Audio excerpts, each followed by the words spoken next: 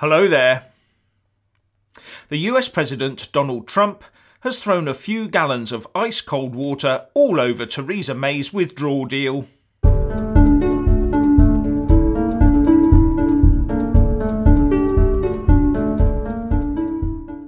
Donald Trump said that looking at the deal right now, the UK might not be able to come to a trade deal with the US.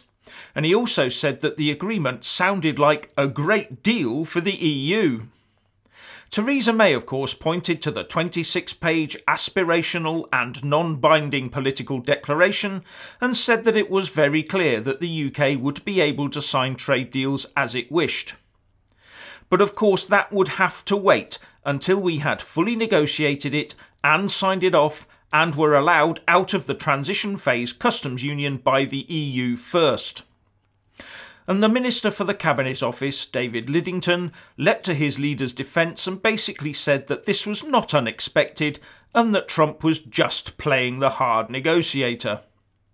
But this will of course give yet more ammunition to the growing crowd of people who want to see the PM's deal scuppered, like the former Defence Secretary Michael Fallon, who said it offered the worst of all worlds and he would be voting against it. With the only argument that her minuscule in number band of supporters can offer as an argument for it is that if MPs don't vote for it, then we're heading for a no-deal WTO exit from the EU. Which is of course scaremongering to get the majority of MPs to vote for what they are being told is the best of the only two awful outcomes on offer. Except that a WTO exit is not the calamitous outcome they are being force-fed doom and gloom about. It is now the far better option, and was probably always going to be the first step that the UK made in going back out into the world. But time is fast running out for the Remainers. To get a shift of this in their favour, they need one of two things.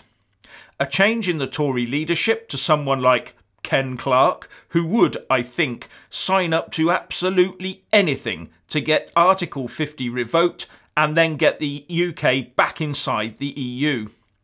Or they need an extension to Article 50 to give them time for either a new Prime Minister, whether by Tory vote or by general election, to try and negotiate with the EU again, or to hold their so-called people's vote. And I've got to say that with every day that passes, the chances of any of that happening becomes more and more remote. But here's a what-if scenario. What if the PM's deal was voted down by the MPs in Parliament, maybe comprehensively, maybe even twice? What if Theresa May refused to resign? What if she then declared that Parliament, having been given two choices, her deal or no deal, had, with their vote, chosen the no deal option, and that it was now her intention to convey that to the EU and prepare and act accordingly? She would instantly go from zero to hero in Brexiteers' eyes, and anyone opposing her would be seen as betraying the will of the people. Just a hopeful thought. And on the issue of revoking Article 50, in an interesting development, the case brought before the European Court of Justice by Scottish politicians to determine whether, in EU law, the UK can unilaterally revoke their Article 50 notification has thrown up some interesting stuff. Now, the case, which started today, was brought in order to ensure, say the Scottish politicians involved, that our Westminster politicians are fully informed of all the options they have, i.e. to give them the ability to reverse Brexit. But the UK government is arguing that because it is not government policy to reverse our withdrawal from the bloc, then this becomes a hypothetical case. And the ECJ has long been averse to looking at these sorts of cases as it could interfere in domestic politics. And the UK is being represented by the Advocate General Lord Keane, who said that judges should rule the case inadmissible as it was being used as ammunition by the anti-Brexiteers. But if those bringing the case thought they would get any help from the EU, they might have been surprised, as the EU views a member state unilaterally revoking Article 50 as a serious danger to the cohesiveness of the EU itself. Now, as a seriously interested party in this, the EU also has representation in the case. And lawyers for the EU Council and the EU Commission are arguing that Article 50 could be revoked with the unanimous permission of the other 27 member states of the EU, but not unilaterally. They also say that a situation where a member state could notify the others under Article 50, then barter for better terms, then revoke it unilaterally later, would open up a disastrous can of worms, leading to endless uncertainty, where the main victim could well be the European project as a whole. You can imagine the EU having a handful of countries always in the withdrawal from the EU corridor while they collude and argue amongst themselves for more goodies.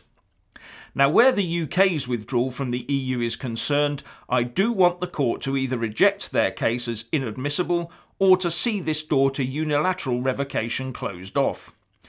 But then the more bloody-minded side of me would enjoy seeing the EU in the future carving slices off itself as countries move in and out of withdrawal phases. The ECJ says it will come to a decision soon, but has yet to give a date. But anyway, those Scottish politicians may end up not being saved by their beloved EU and its wonderful court after all. How sad. And finally, Boris has said he wants to get involved in this upcoming Brexit deal debate. There is no point having a debate with two people who voted Remain and deals that don't take back control.